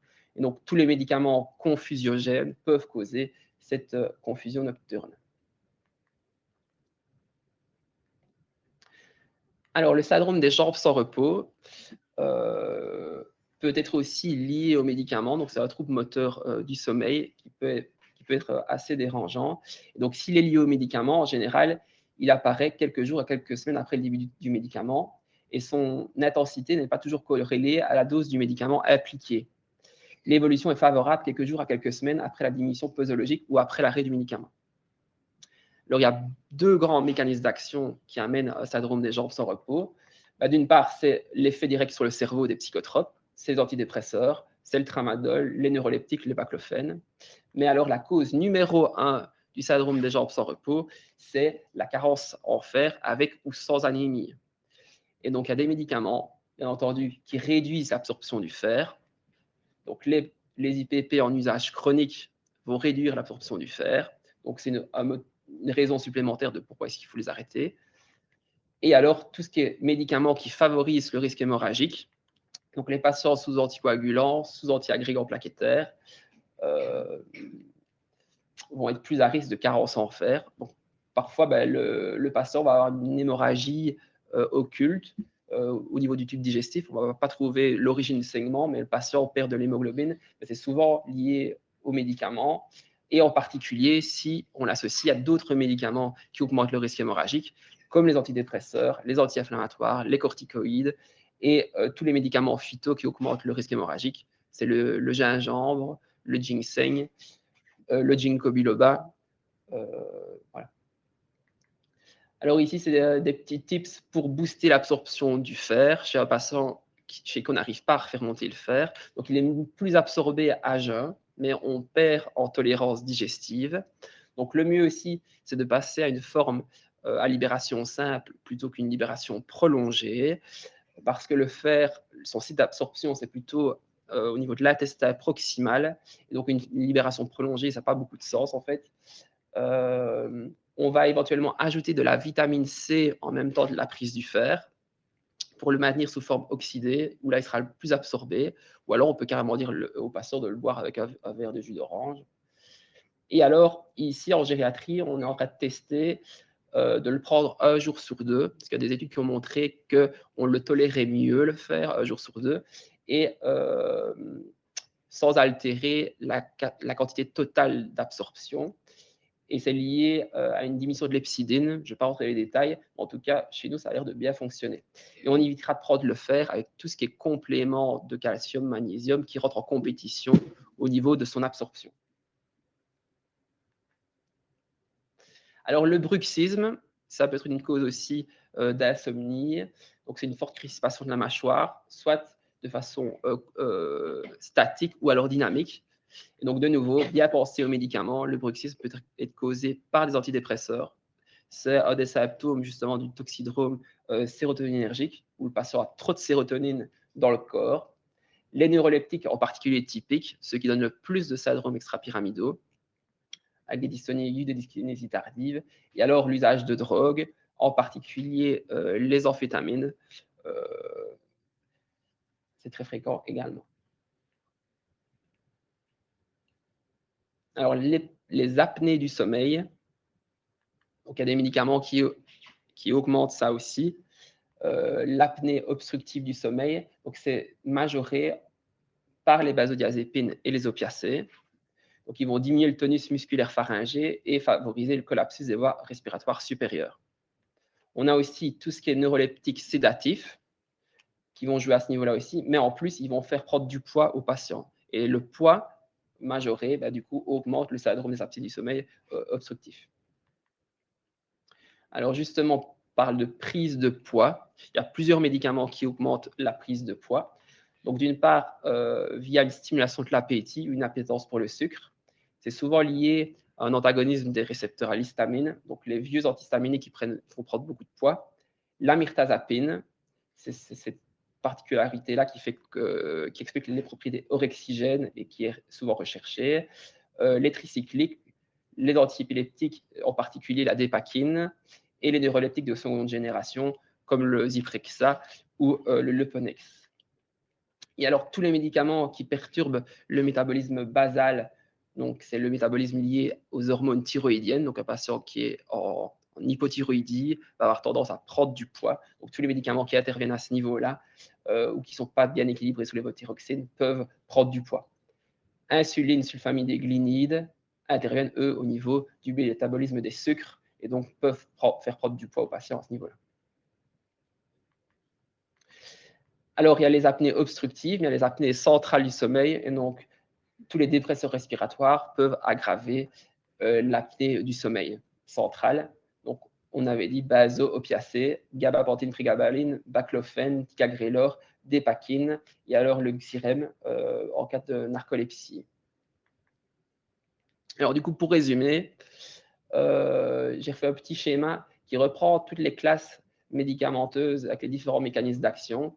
Donc voilà, les psychostimulants, bien pensés, insomnie, les médicaments qui influencent sur les hormones thyroïdiennes, la nicturie, les crampes musculaires, donc les douleurs, bien les traiter correctement, les crampes musculaires liées à une toxicité musculaire, hypokaliémie, hypomagnésémie, le reflux gastro-œsophagien, toutes les dyspnées ou orthopnées aggravées par ces pathologies, insuffisance cardiaque, l'asthme, il faut intensifier le traitement, éviter ces médicaments dépresseurs respiratoires, les diarrhées médicamenteuses, la transpiration liée à un sevrage médicamenteux, à une hypoglycémie ou à d'autres médicaments, les parasomnies, de nouveau ces psychotropes, Montelukast qu'on a parlé, le zolpidem en particulier, le syndrome des jambes sans repos, avec la carence en fer, les psychotropes, le bruxisme, le syndrome des apnées obstructives du sommeil, avec les médicaments qui vont prendre du poids, les benzodiazépines, les opiacés, l'apnée centrale du sommeil. Et alors, le prurite, donc aussi, c'est une cause fréquente d'insomnie. Donc, on oublie souvent l'allopurinol est une cause fréquente de prurite, en particulier chez les patients qui ont une insuffisance rénale et qu'on n'adapte pas la dose d'allopurinol. Les opiacés aussi, c'est peu connu. Les opiacés donnent fréquemment du prurite. Et alors, les confusions nocturnes sous anticholinergiques, antiparkinsoniens, opiacés. Donc voilà, j'ai fini. Merci à vous.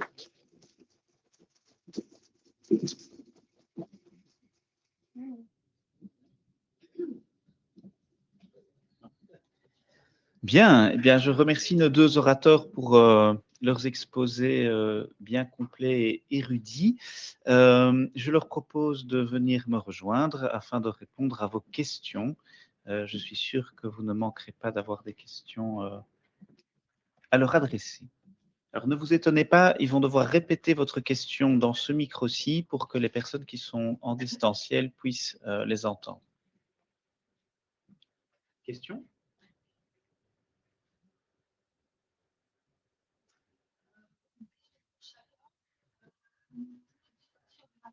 Il me semble que la valériane agit sur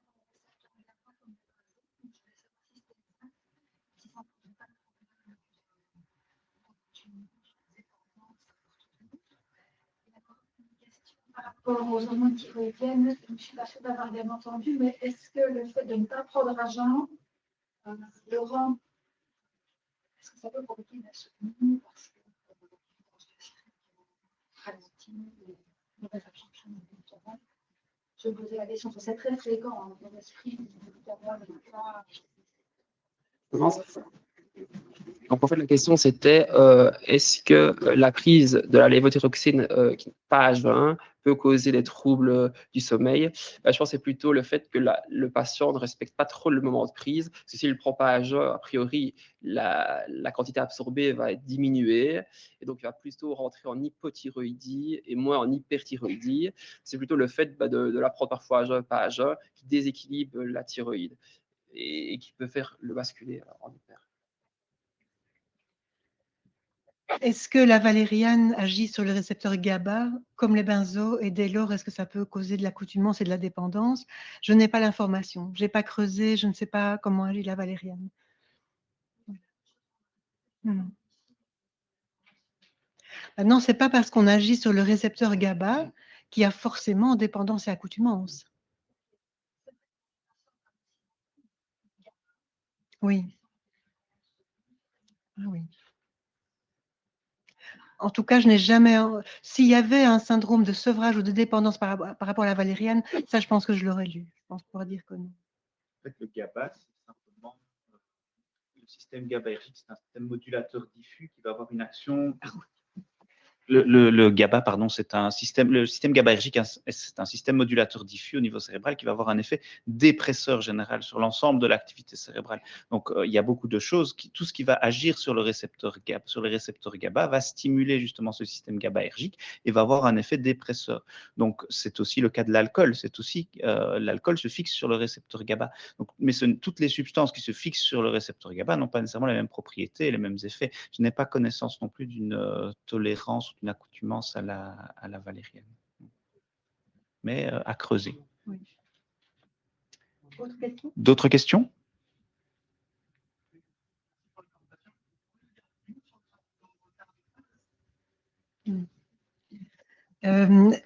Dire un petit peu quelque chose sur le syndrome de retard de phase. Je voudrais reprendre mon PowerPoint. Elliot, c'est possible Donc, dans le syndrome de retard de phase, en fait, l'horloge est décalée vers la nuit. Et donc, là où la plupart des humains qui se sont levés le matin ont envie d'aller dormir vers 10-11 heures du soir, les personnes atteintes du retard de phase ne ressentent pas ce besoin. Ils commencent à être en pleine forme à 21 heures. Et or, on dit toujours il faut aller dormir quand on sent qu'on en a envie. Et donc, le côté typique du retard de phase, c'est la personne qui s'écoute va aller dormir à 23h30, puis à minuit, puis en vacances, typiquement, va se retrouver à aller dormir à 2h du matin après 2 semaines, parce qu'il ou elle a suivi son horloge interne qui le pousse à aller dormir toujours plus tard. Mais une fois que la personne est endormie, elle dort bien. Et donc, ce n'est pas de l'insomnie, mais ça amène à une dette de sommeil, puisque aller dormir à 1h, 2h du matin avec les obligations sociales, en général, ça mène à trop peu d'heures de sommeil. Je vais juste essayer de retrouver voilà, j'ai ici.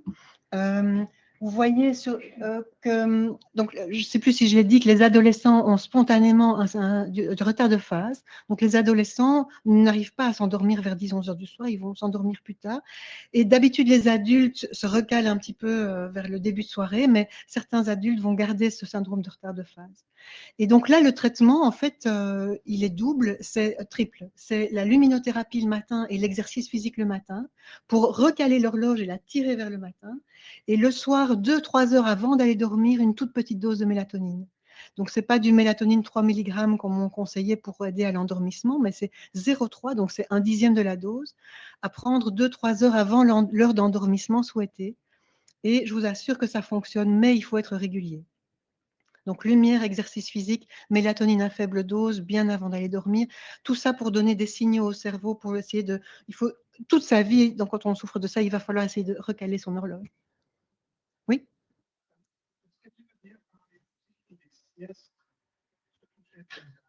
Oui. Bien sûr. Donc, est-ce que je peux parler des siestes, surtout chez les personnes âgées? Il y a, je cherche la dia à propos du sommeil des personnes âgées. Voilà. Ici, je sais pas si en dessous, vous avez le sommeil de la personne âgée. Ah ben non, c'est un mauvais schéma, désolé. Il y a effectivement une tendance, une propension à la sieste chez l'individu âgé. On pense que c'est notamment à cause du moins bon rendement du sommeil pendant la nuit. Donc les besoins en sommeil n'ont pas été tout à fait remplis et donc il y a cette tendance à la sieste. Il y a aussi moins de stress, moins d'obligations sociales. Nous avons tous une tendance on pourrait tous faire à peu près faire une sieste entre 13h et 15h, c'est même conseillé, c'est même légèrement protecteur par rapport à la démence. Mais chez les personnes âgées, c'est une tendance qui est augmentée. Est-ce qu'il faut laisser faire ou pas? Chez les personnes qui n'ont pas de plainte, j'ai envie de dire, ils font ce qu'ils veulent. Mais chez les personnes qui souffrent d'insomnie, c'est une des premières mesures que le psychologue spécialisé insomnie va demander de prendre, c'est de ne pas faire de sieste. Parce qu'on essaye d'augmenter la fatigue en journée pour mieux dormir la nuit. Donc, réponse, oui, il y a plus de tendance et plus d'envie de faire des siestes, parfois même 2 siestes par après-midi chez la personne âgée. Ce n'est pas vraiment un problème, sauf en cas d'insomnie, l'insomnie typique, comme je l'ai décrite, qui toucherait une personne âgée sur 5, voire même plus. Là, il faut déconseiller les siestes pour essayer de ramener le sommeil sur la nuit. Et alors, il faut essayer de faire des siestes courtes aussi, parce que si on fait des siestes trop longues, on commence à faire du sommeil lent profond et on épuise son crédit, entre guillemets, de sommeil lent profond de la nuit et on affaiblit la qualité du sommeil de la nuit. Et l'autre, Maximum 20 minutes. oui. Et alors, l'autre grand classique des phases, c'est les personnes âgées. Elles ont une avance de phase souvent. Donc, ça, c'est un grand classique de l'insomnie aussi, c'est qu'ils vont dormir après le journal parlé du soir, hein, à 20h. Et alors, du coup, comme avec l'âge, le besoin de sommeil diminue quand même un petit peu, ben, ils dorment ils épuisent leur besoin de sommeil et ils se réveillent aux petites heures de la nuit, vers 3h, 4h du matin. Ils disent, ben voilà, j'ai des insomnies, je ne dors pas. Mais en fait, non, ils ont dormi un temps de sommeil qui est physiologique ou quasiment, et ils demandent pour qu'on leur donne des benzodiazépines, du dominal, des machins, alors qu'ils n'ont pas besoin. Ils ont dormi suffisamment. Donc, il y a tout aussi un travail d'éducation à faire. Et dans ce cas-là, la luminothérapie peut être utilisée dans le sens inverse, c'est-à-dire vers 18h, une exposition à une vive lumière avec les luminettes ou avec la lampe permet aux personnes de s'endormir plutôt à 22h plutôt que 20h et donc de se réveiller plus tard en fait, parce que c'est difficile dans une maison de repos de se réveiller à 4h du matin et de ne pas s'ennuyer. Voilà. Autre question?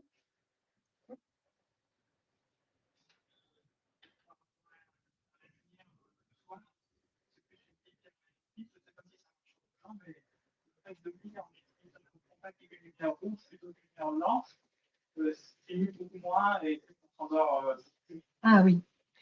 Donc, c'est une question sur la nature de la lumière. Monsieur dit si on veut lire le soir, si on utilise une lampe frontale à lumière rouge plutôt qu'une lumière blanche, on peut s'endormir plus facilement. Effectivement, on accuse beaucoup la lumière bleue. Il existe des lunettes qui filtrent la lumière bleue. Je n'avais pas cette info-là, que la lumière, mais ouais, la lumière rouge étant de l'autre côté du spectre, c'est assez logique. D'habitude, comment dire, la quantité de lumière nécessaire pour lire n'a pas normalement le même effet que la lumière qui émane des écrans. Mais voilà, si les personnes essayaient, effectivement. On a 2 questions en distanciel. La première, c'est comment est-ce qu'on fait le diagnostic des apnées du sommeil? Est-ce qu'on doit passer voilà, quelle est la démarche diagnostique? Et l'autre question, c'est est-ce qu'on peut envisager un traitement par mélatonine chez un adolescent qui va dormir tard, mais qui a des obligations scolaires le lendemain matin? Alors, première question, il existe des questionnaires, notamment sur le site du réseau Morphée, qui permettent déjà de préciser, enfin de s'approcher du diagnostic de syndrome des apnées du sommeil. Le diagnostic réel, il ne nécessite pas forcément la polysomnographie complète telle qu'on l'a fait au labo de sommeil. Donc là, vous avez 6 à 9 mois d'attente pour un rendez-vous, je pense actuellement. Il existe un système d'enregistrement plus light que l'ORL ou le pneumologue ou le somnologue peut installer sur le patient au cabinet, par exemple, ou à l'hôpital. Le patient rentre chez lui, il dort et il revient, il rapporte le matériel le lendemain. Et donc, ça suffit. Ce n'est pas nécessaire de faire la polysomnographie complète. Et je pense qu'au niveau de l'INAMI, c'est en train de changer, qu'on va pouvoir de plus en plus faire ce diagnostic d'apnée du sommeil au domicile du patient, en lui donnant un appareil à ramener le lendemain. C'est donc une question d'intensité des apnées. Il faut mesurer le taux d'oxygène dans le sang aussi. Et donc, c'est la question de l'intensité des apnées, de leur durée et du nombre par heure qui va déterminer si la personne doit ou pas, par exemple, utiliser une CPAP. La seconde question. La mélatonine chez l'ado, ça c'est vraiment, on en a beaucoup discuté l'année dernière pendant la formation. Tout le monde reste très prudent parce que il y a peut-être quand même des effets secondaires de la mélatonine et c'est hors AMM, comme on dit. Voilà. Mais plusieurs des somnologues disaient l'année passée que oui, comment dire, il y a tellement d'effets secondaires avec les benzos, avec les autres médicaments, que la mélatonine peut être un peu le moins mauvais choix pour des ados. Donc, c'est le traitement du retard de phase. Ça voudrait dire alors, d'autant plus si on donne une toute petite dose effectivement de mélatonine à l'ado vers 18h ou 20h, et en essayant aussi qu'il bouge le matin et qu'il ait une exposition à la lumière le matin. Donc, ce n'est pas encore officiellement recommandé, mais en pratique, beaucoup le prescrivent. Je profite de ma position avantagée pour t'adresser quelques questions. On a parlé de la luminosité des écrans. Est-ce que tu as, parce que j'ai un peu cherché, je n'ai pas trouvé, est-ce que le fait d'utiliser une liseuse, comme par exemple un Kindle, un Nook, etc., ça a le même effet ou pas? Moi, j'ai plutôt tendance à considérer que non, parce que ce n'est pas le même type de luminosité que les écrans LED des portables, des tablettes, etc. Mais est-ce que tu as des données là-dessus? Est-ce que ça a déjà été étudié? Je n'ai pas cette info-là. C'est effectivement très important, mais je ne l'ai pas. D'autres questions ou d'autres... Oui. Moi, c'était juste le système sur les tablettes, par exemple. Vous pouvez régler ça pour que ce soit pour lecture.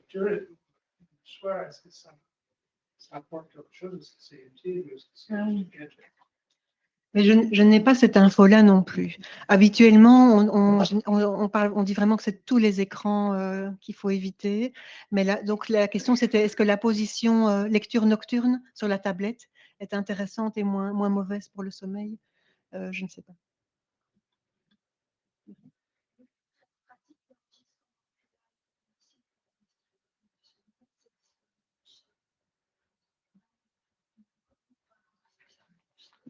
Est-ce que cet enregistrement à domicile pour le diagnostic des apnées du sommeil est disponible chez tous les ORL?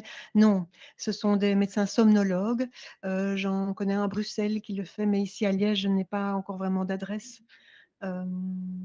Ce sont sans doute les centres du sommeil qui font déjà les polysomnographies, qui vont développer, je pense, dans un premier temps, cette possibilité d'aller louer, enfin d'aller chercher cet appareil et de faire l'enregistrement à domicile, je pense. Oui. J'ai imprimé donc les formulaires de conseil pour l'insomnie qui se trouvent sur le site du réseau Morphée. Pour les gens présents, si ça vous intéresse, vous pouvez vous servir. Je pense que nous avons encore une question.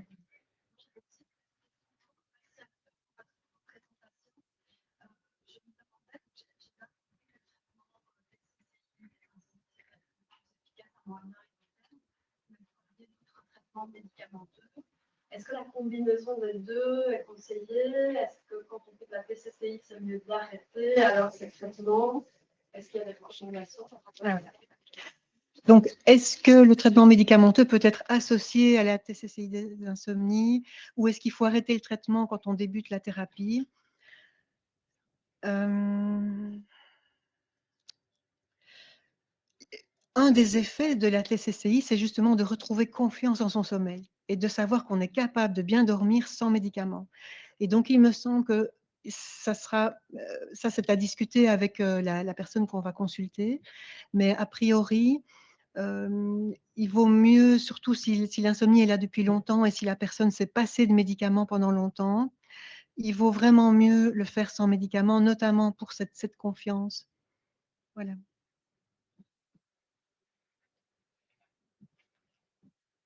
D'autres questions? Très bien. Alors, je vous propose de continuer la discussion autour du verre de l'amitié. Vous aurez l'occasion de déguster divers produits et de boire des substances caféinées ou non qui perturberont ou non votre sommeil de cette nuit. Je vous souhaite une bonne soirée. Merci de votre présence.